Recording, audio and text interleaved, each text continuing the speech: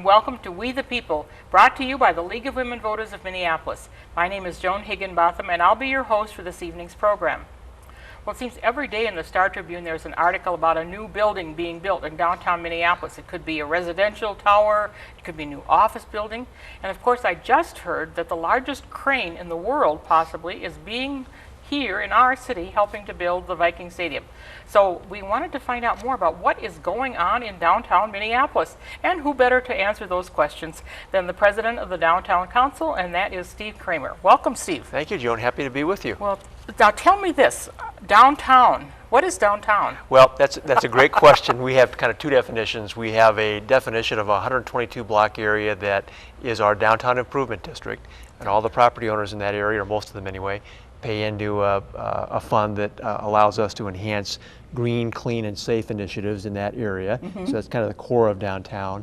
But in a larger sense, downtown is also all of the residential neighborhoods that surround that core. Elliott Park, Mill District, North Loop, even over to Northeast where we have some of the more intense development. Right. So kind of the freeway loop and then across the river to Northeast. Sense. So that from a downtown council standpoint, in terms of how we think about planning and advocating for a vibrant downtown, we think of that larger area, but then we have that core area where we provide the services of the DID. Well, now it's shifted. The center has shifted, hasn't it? Well, you know, it's interesting. If you think about what's the kind of the main economic corner in downtown Minneapolis, for many years everybody considered 7th and Nicollet to be that corner. I think most people now think maybe it's shifted a little bit to the south to 8th or 9th, where US Bancorp and Target are. Target. Right. Yeah. So it's shifted in that sense, and then downtown is clearly expanding because of the explosive growth of residential development kind of on both ends along the river through the Mill District, up through North Loop into the warehouse area and well up towards North Minneapolis. And now we have this incredible growth going on in East Downtown. Right. Kind of used to be sort of a wasteland in many ways, but now it's just exploding in all kinds of ways, and that's very exciting. So it is moving. Well, it's moving in both directions, it is, really. Yeah, it's moving in many directions. Yeah, that's true. Well, I remember, and I was looking here that there's some development going on, but now there's the really tall apartment building right down by the federal building. Yes. Or the post office. That's right. That's right. And there's other building that's going to happen down at that end of town as well. Yeah. Really, for the first time, we're seeing high-rise living coming right to the core of downtown along Nicollet Mall. And the Opus Corporation is building a project called Nick on 5th, which is literally right on the mall. Really? And it's leasing right now, or it will be leasing very shortly. And that will be joined by another tower just off the mall that the Mortensen Company is building also in that block. So we've had high-rise development before. You were referring to the Carlisle project. Yes. But now it's right in the core of downtown. Well, now I think, as I recall, 35,000 people living downtown now. A little over that. We think it's about 36,750 or so. And it's going to, according to the article I read, 70,000? That's our plan. The Downtown Council's 2025 intersections plan calls for doubling the downtown residential population, and when we authored that plan, the number was in fact 35. So our goal is to get to 70,000 people living in that downtown area that we discussed a little earlier by the year 2025, and right now we're on pace to accomplish that given all of the development that's occurring. Now, is that a good idea? Well, I think so. You know, it means it has implications. Yeah, I would think that they'd be just on top of each yep. other. There are implications for getting to that kind of residential population, both I think positive implications and the things we have to accomplish to make it possible. On the positive implication side, I think that kind of strong residential downtown population will help shore up downtown retail. I think it will further reinforce the kind of wide range of entertainment and arts and cultural options that we have in downtown. But to make that possible, I think we also have to continue to work on our transportation options. Not everybody can have 2 cars. No, you know, if you're they're living not going to have downtown, 2 garage spots. maybe not even 1. Yeah. So building out the transportation network that kind of focuses on downtown Minneapolis as it does now, and continuing that momentum will be very, very important. And then we have to create a downtown that's pedestrian friendly, because people are going to be walking to destinations, retail and entertainment destinations, and so they've got to feel safe and good about getting on foot. Now, and so when I think about that, I think about the fact that there are fewer stores that you can buy things at. Yeah. There are more places where you can bank or do things like that. Right. But is that going to have to change? Well, Well, I know we have a grocery store now. Yeah, so in some areas we're doing better. Kind of that service level retail, grocery stores as an example. We're doing better than we were before, I think largely because of that downtown residential population. But I also think it's true that the downtown department store era, with the notable exception of Macy's, and Macy's is still strong and still intends to be in downtown Minneapolis. With that exception, I think that department store era has sort of passed us by, as it has most Right, downtowns around the everywhere, country. yeah. And so in some ways, we're reinventing what the downtown retail experience beyond kind of the service level retail that serves residents and some of the downtown workers is going to be. We're seeing an example in the North Loop neighborhood where in addition to explosive residential growth, we're seeing incredible diversity of interesting boutiques and shops, some of which are exclusive national chains, some of which are very localized entrepreneurs. And so that's kind of one version of downtown retail, but we still are kind of working on what that future in the core Well, I'm along thinking Nicollet Mall is hardware going to store. be. I think eventually that's going to happen. Yeah, Eventually because that's gonna if happen. people are living there, you have to think about what it is that you need if you don't have a vehicle. If we're or going to need have, a if we're vehicle. going to have downtown as a neighborhood, it's got to have all the neighborhood amenities, Yeah. those kinds of shopping opportunities, parks, schools. So there are things that we need to work on to support that aspiration of having a 70,000 person downtown residential population. Now, one of the things in the 2025 report was we want to be a vibrant city. Right. I guess there are cities that are called that. Are we a vibrant city? Well, I think we're increasingly a 24-hour a day, 7-day-a-week city. And so that's one measure of vibrancy. So we're moving in that direction. A specific goal we have is to create a consistently compelling experience downtown.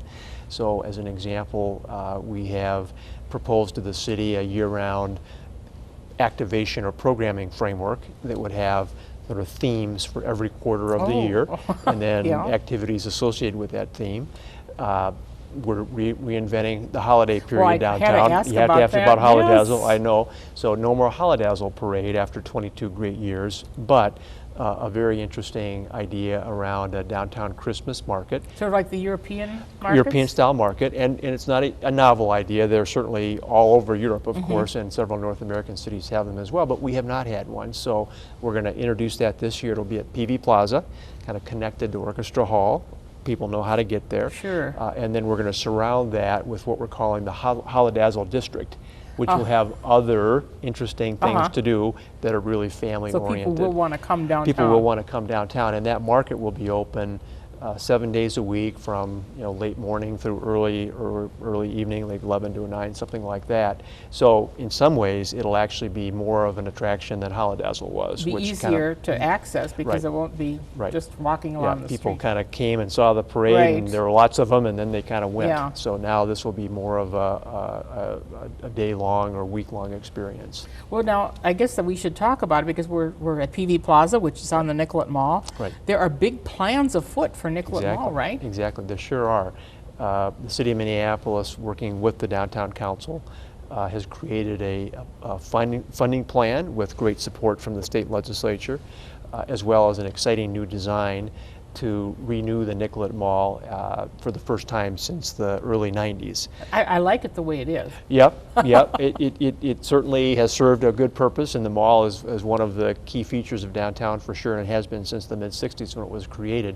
But I think it's time to update it, and our plan calls for Nicollet Mall as a must-see destination. Wow. What is going to make it a must-see destination? Well, I think the design elements that we have. I heard about trees. Yeah, lot of trees. Good stat, just for your viewers to know. Right now, in all the public right-of-way on Nicollet Mall from Washington to Grant Street, about 3% of the land area is devoted to trees and greening. Under this new plan, that number will be 20%. Wow. So you can just imagine what a different kind of environment it'll be for pedestrians, for workers, for visitors, for the sidewalk cafes that are really populating Nicollet Mall now and add a lot of vibrancy, going back Yes, to that earlier that's true. term. So that and many other features, I think, will really kind of Will it juice be up the mall. pedestrian only? It will not be pedestrian only. The buses will still be on the Okay. mall, and eventually the city of Minneapolis believes there should be a streetcar on the mall as well. Right. So it'll remain a But now key there is a transit lot of way. controversy about the whole streetcar idea, isn't there? You know, not everybody is completely sold on the streetcar, but the city officials certainly are. Oh, And so there's no okay. mistaking the priority they've attached to this.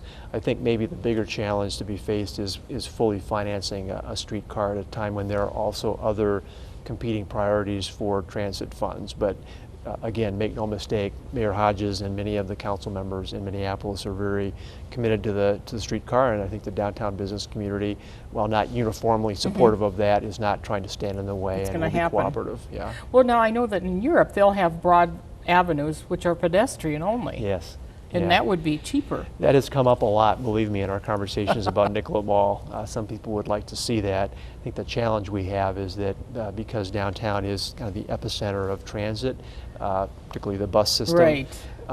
there just aren't enough alternatives. And Marquette is sort of the transit street now. It is, and there aren't enough alternative places to displace the buses that are on Nicollet Mall because Marquette is already so busy, because other streets are already so busy. So at least at this point, There will be transportation. there will be transportation on Well, Nicollet Mall. speaking of streets, we'll just move over one.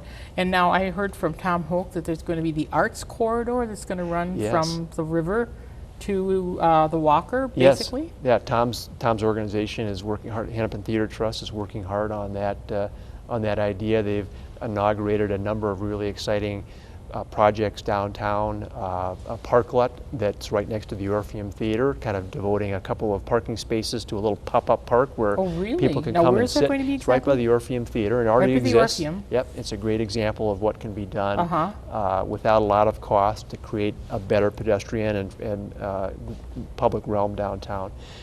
They've also initiated the Made Here program where they're bringing local artists in to put art displays in vacant Great. windows to That's kind a of good thing. activate windows.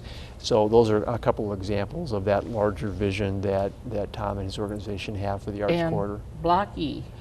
Now going to be called Mayo Clinic Square. So And there it's- are plans, that has a plan. that has a plan, and it is under construction right now. So, and Mayo Clinic will be moving in, I Because think, that was later going to be this the year. entertainment district. It was, and we gave it a shot, and that project never quite So is succeeded. it, are we sort of moving it all to Hennepin Avenue in addition, or? Well, I think we still have the theaters on Hennepin Mm-hmm. Avenue, still have all the nightclubs and nightlife in the warehouse district. So in addition to that, we'll have this exciting new kind of recreation of what was Block E with Mayo Clinic Square, Mayo Clinic coming up into Right. Minneapolis, which I think is fantastic. And then the Timberwolves and Lynx moving their practice facilities and administrative offices over from Target Center to that facility. And then Target Center, of course, is being renovated as well. So that'll be an even better venue for professional basketball, men's and women's, and other events after that project is completed. It seems a little odd to me, I guess. I mean, I'm sure it'll, again, if we're going to have all these Yeah. people living downtown, Right. it's probably a good idea to have some sort of medical facility. Yeah, well, and plus just having Mayo in Minneapolis, I Yeah, think is a great thing. That's probably They true. were but rated the when we're number one talking about all hospital. these other kind of vibrant things, that doesn't exactly fit the image. sort of. Well, that's true, although, Block E, as it exists before Mayo Clinic came in, was not a That real was not contributor vibrant. either. So Yeah. I think this is going to be a step forward. That's great. And we do have the grocery store already, don't we, down now, the Whole Foods? We have a Whole Foods on one end of Hennepin, And- we have a Lunds on the other end Yeah, of Hennepin, so and we have that's- another Lunds across in Northeast. So, when I was the city's development director in the 90s, we worked really hard to get a grocery store. We could not, not for lack of trying.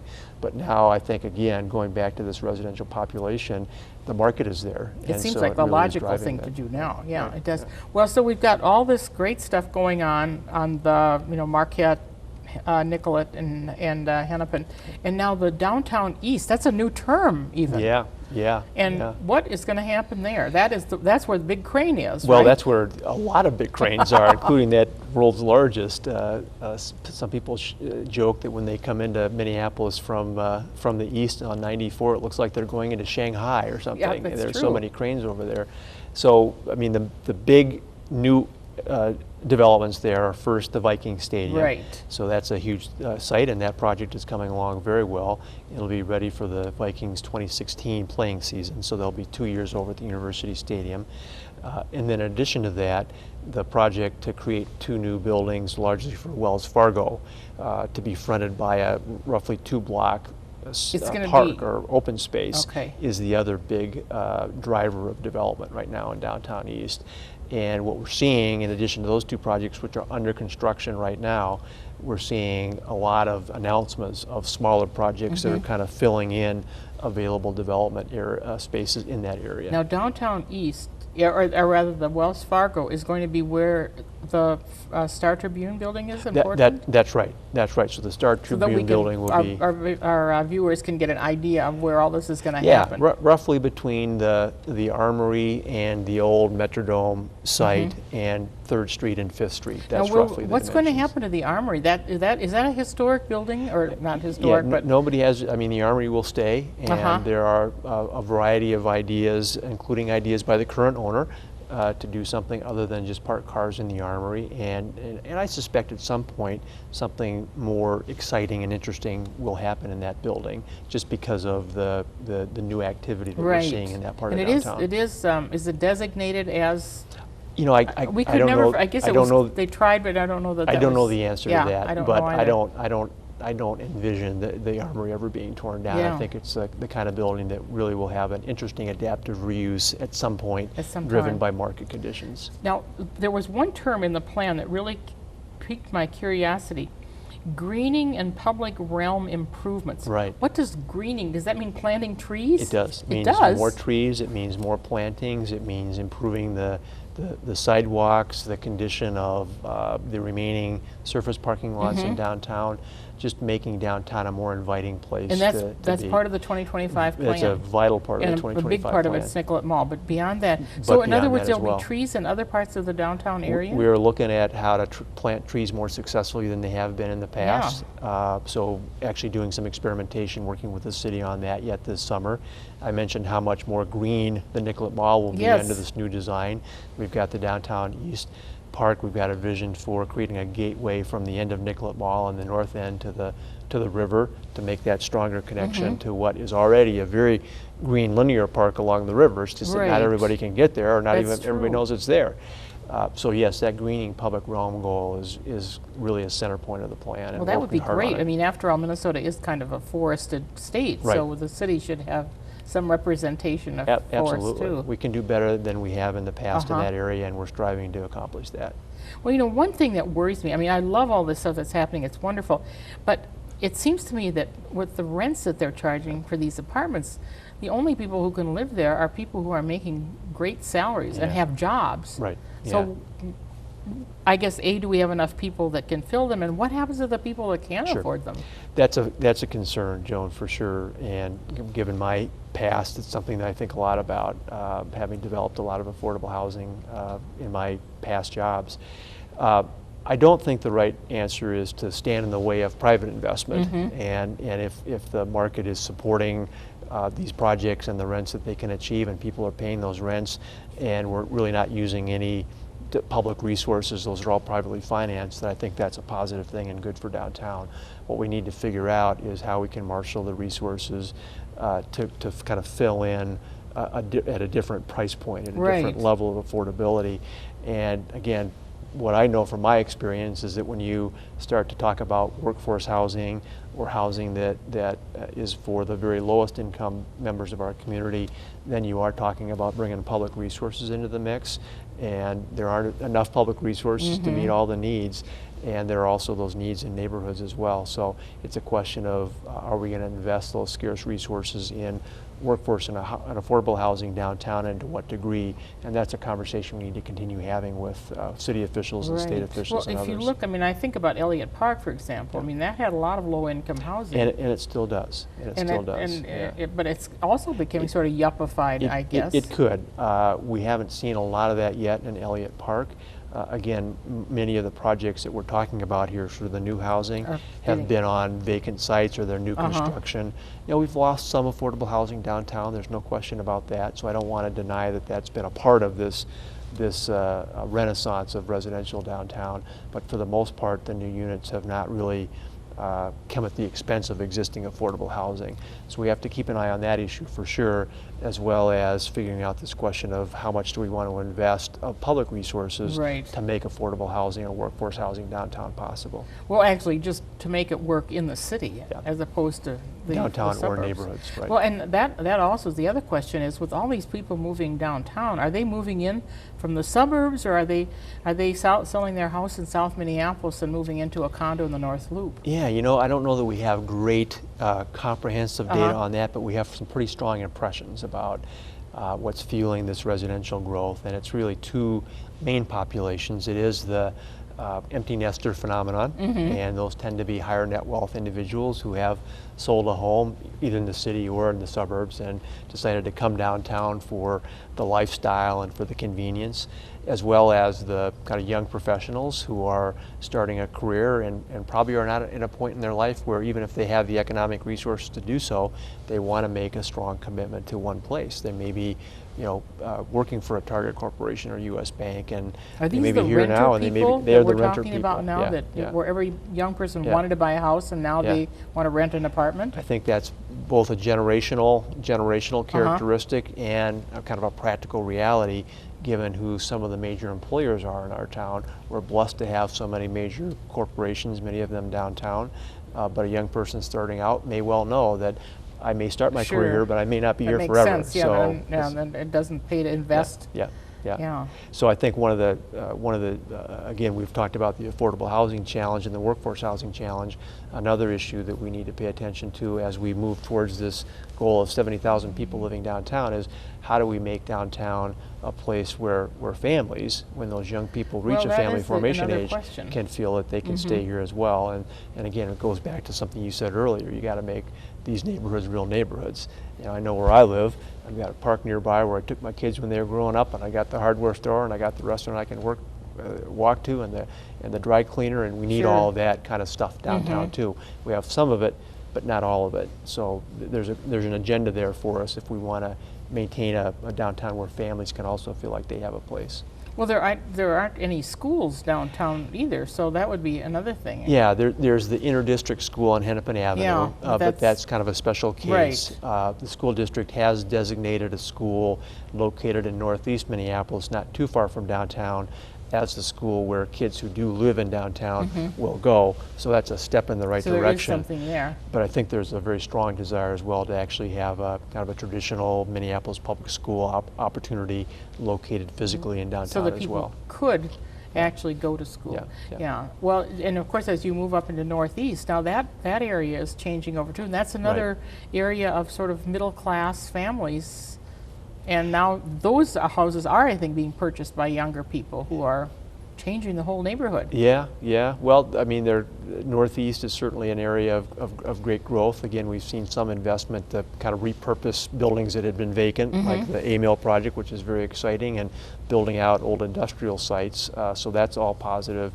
But yeah, those pressures exist. I mean, we've seen the artists move around a little bit because of those economic pressures, and some of that's occurred in Northeast. So it's all a big jigsaw puzzle, and we got to try to fit all the pieces together Well, in that's the right the way. hard part, isn't it? It is the I mean, hard we part. want a vibrant city, but to me that means that it's going to have all kinds of A people. city for everybody, right? And not Everybody has their just place. the upper sliver of our That's right. economy. That's right. Well, of course, the new rail system is coming from St. Paul, and It is is. that working out to help Minneapolis at all? Oh, for sure. Ridership has been greater than projected. Really? And the highest ridership stations have been in downtown Minneapolis, particularly Nicollet Mall. It goes to Target Field Station, which is a wonderful new transit facility on the western edge of downtown.